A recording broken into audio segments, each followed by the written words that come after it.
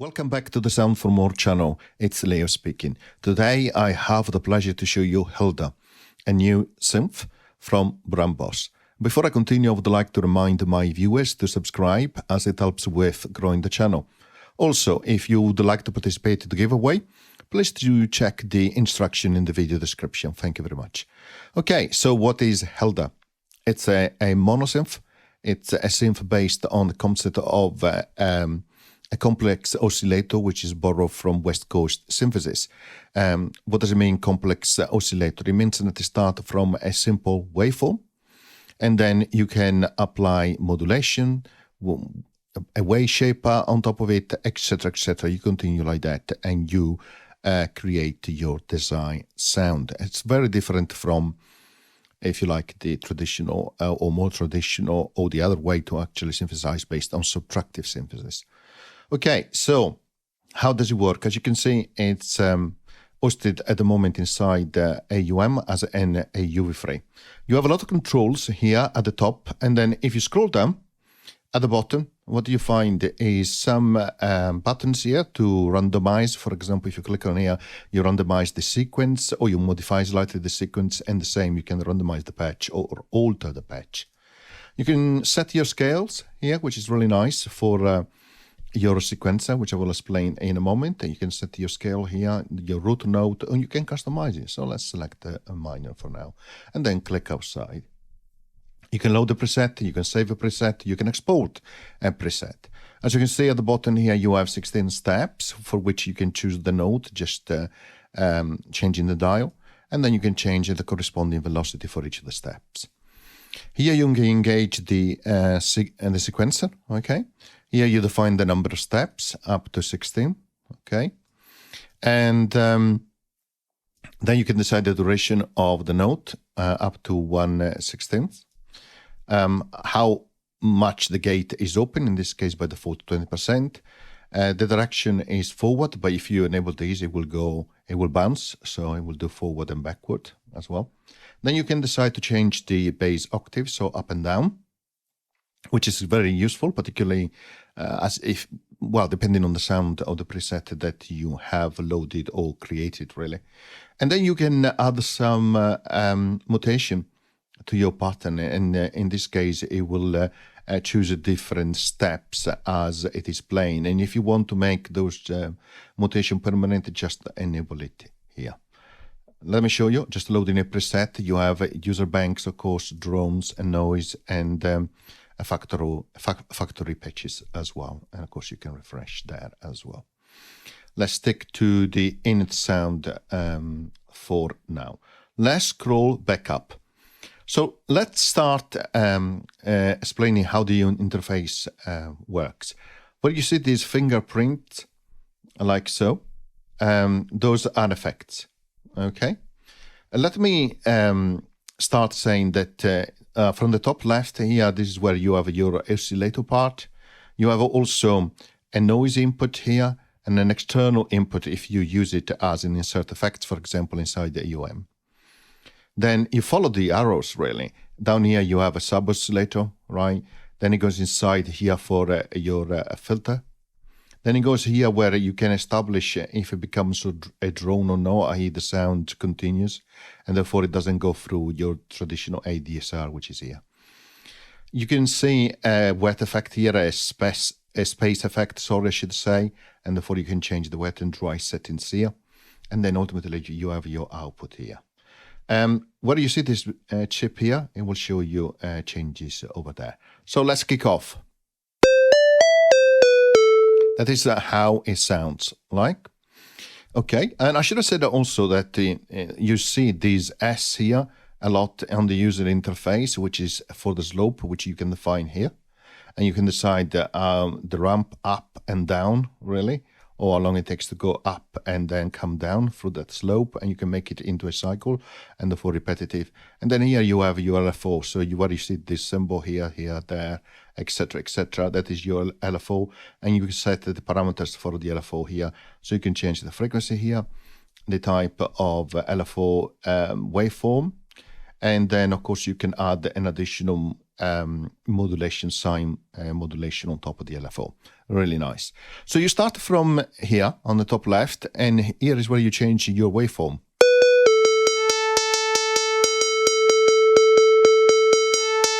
As you can see, you have values here on the on top of the chip showing you what is happening for the dials that you're changing. So let's leave it to that same way. Then you can see this line here. Here you can change the frequency for that oscillator.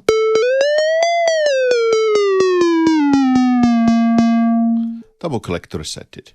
Okay. Then if you follow down here, you can change the glide. So let's increase this. Okay, you can hear the glide there. Then as you move down, here's where you can skew the waveform, and therefore you can change the timbre.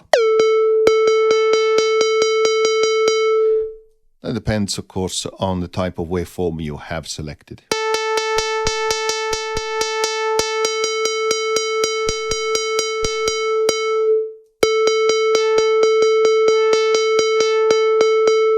And then you can apply a wave shaper effect here from West Coast Synthesizer, very famous. And of course, what it does, it blows up effectively your waveform, and then it folds it up the peaks, right?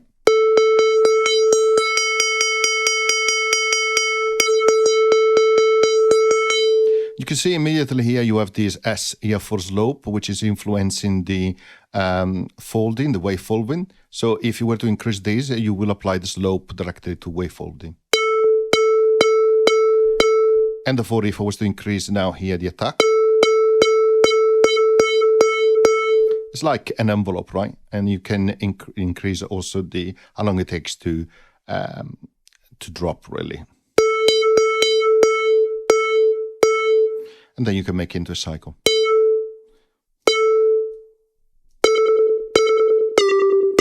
Of course, it depends on your ADSR that you have active here, right? Or if it is in a drone mode, as I will show you in a moment, it doesn't really matter. But let's remove the cycle for now. So now you know how the slope works. You can see that then is going out here to this symbol here, and it is used to actually merge all the sounds coming from the noise here, which goes through an LFO as well. Here you can apply also an LFO.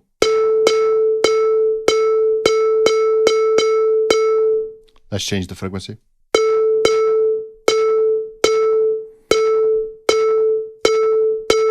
You can start hearing differences on that noise applied. So you can hear the LFO applying changes to the noise. But let's turn that down.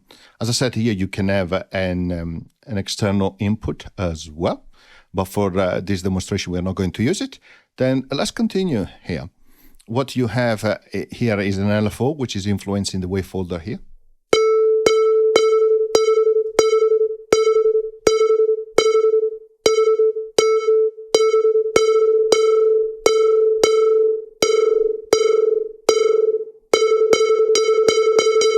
Let's apply that additional sine modulation.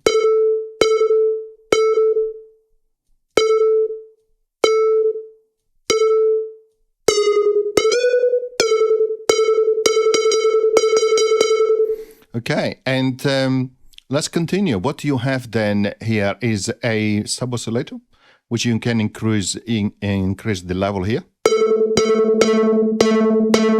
Now you can start hearing it, and then of course you can establish the duration of that versus the main oscillator using this dial here.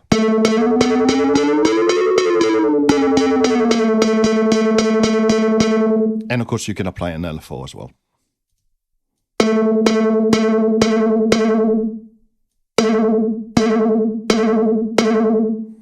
Now you can use that sub-oscillator to apply to do frequency modulation on the main oscillator, like so.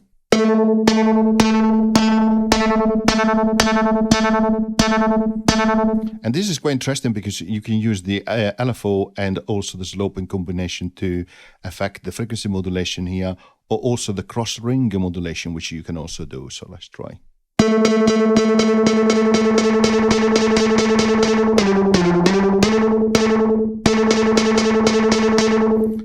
nice. Okay, and as I said, you can apply an LFO here. And also a slope as well.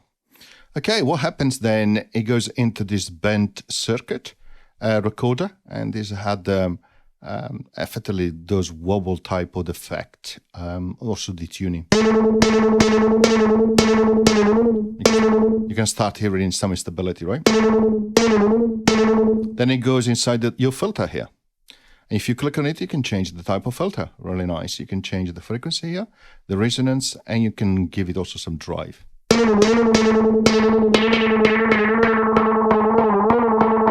You can apply an LFO and a slope against the frequency of the cutoff frequency.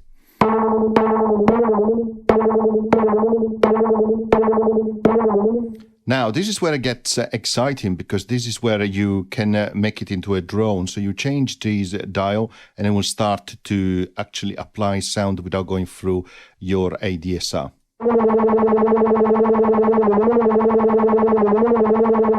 And therefore you can start to hear more the LFO being applied here to the cutoff filter, right? Sorry, frequency.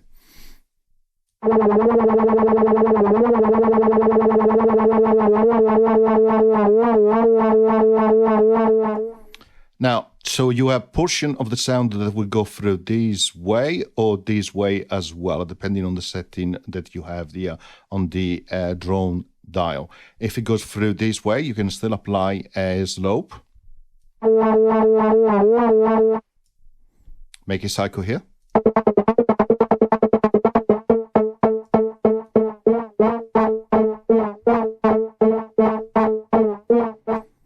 And then, of course, it goes inside the space effect, for which you can change the wet and dry settings here.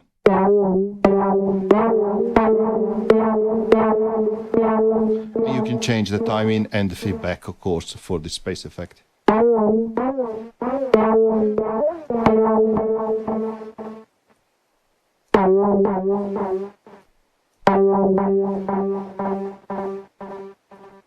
Okay, let's reset that. Double click, double click.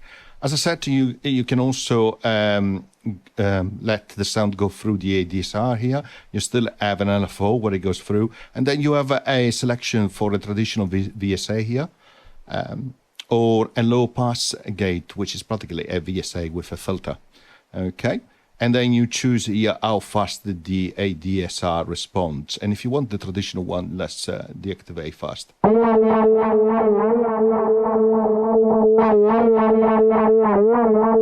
Let's remove this.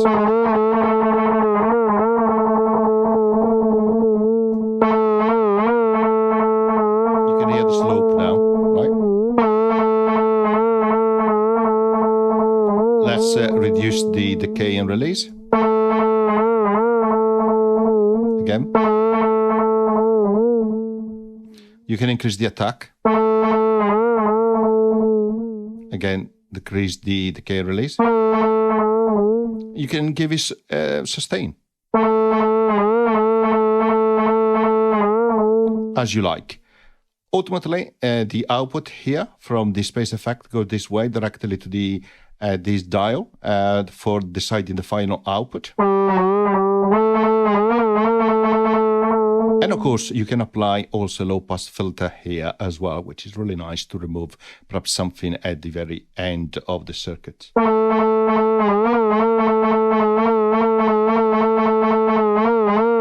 Let's increase the drive.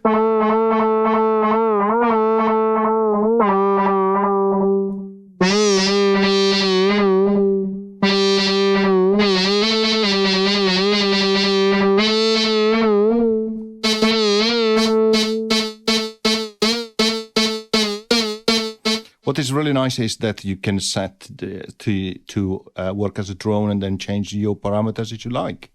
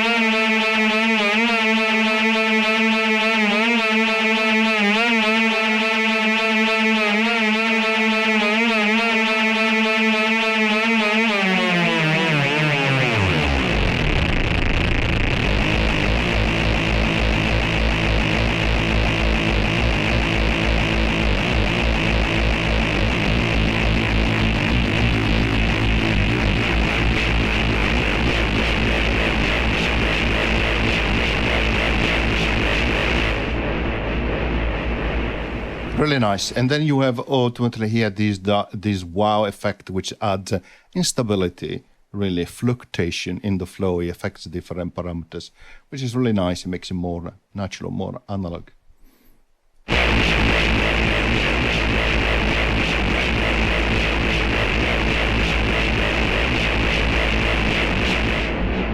Of course, you may hear the difference now depending how complex your sound already is.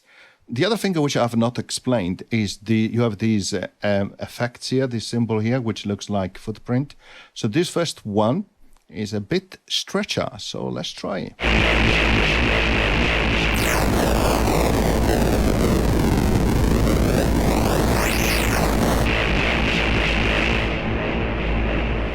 So you click on it, hold, and then move up and down to change the effect. This is a flanger. Let's try.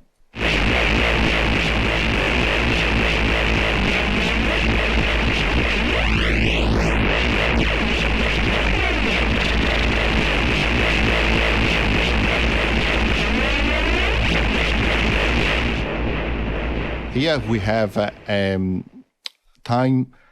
slowdown on time.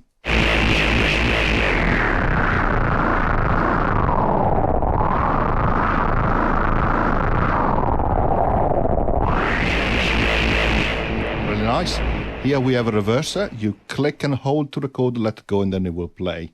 Okay, and that really depends, again, if you hear it or not on what you have created.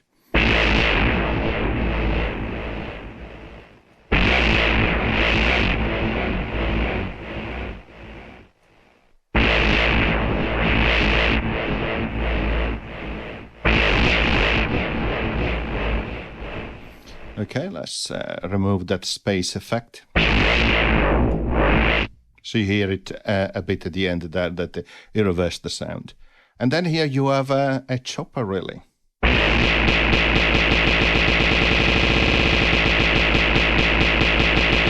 Which you can use also for repetition. Okay, so let's scroll down now. Let's have a look at the sequencer. Let's load the preset, a patch.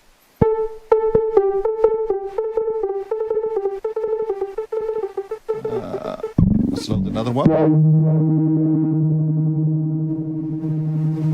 Okay, let's click random here, randomize the sequence. Okay, as you can see there, and the sequencer is engaged. Let's click play on the transport control of AUM.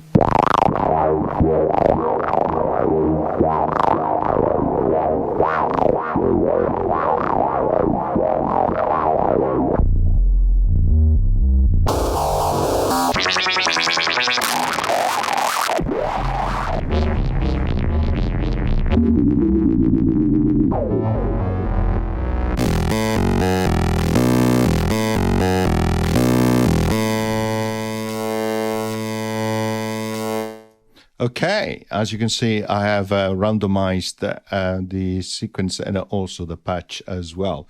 Now, let me show you how the mutation works. And then also I'm going to show you the permanent mutation as well. And you see the different dials moving as it is playing. So when I activate permanent.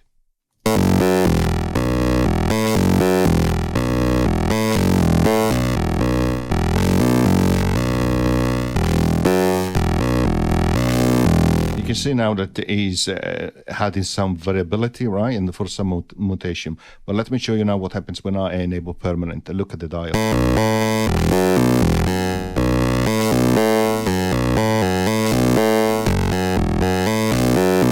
So it's making those changes directly on the dials, which is really, really nice. As I said, you can change the gate, the timing of the notes, the number of steps, if you want it bouncing up, forward and backwards, and also the bass octave.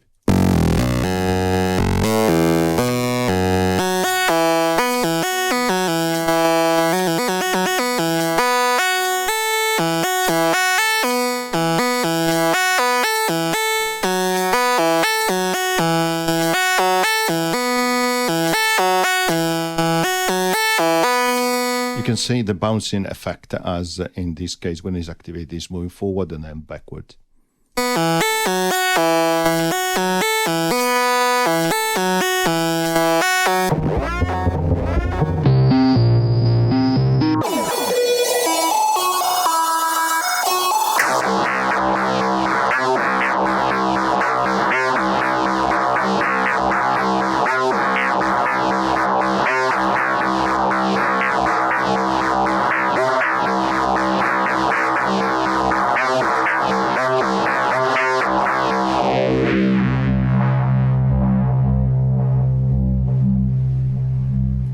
Okay, let's try some drones effect, presets.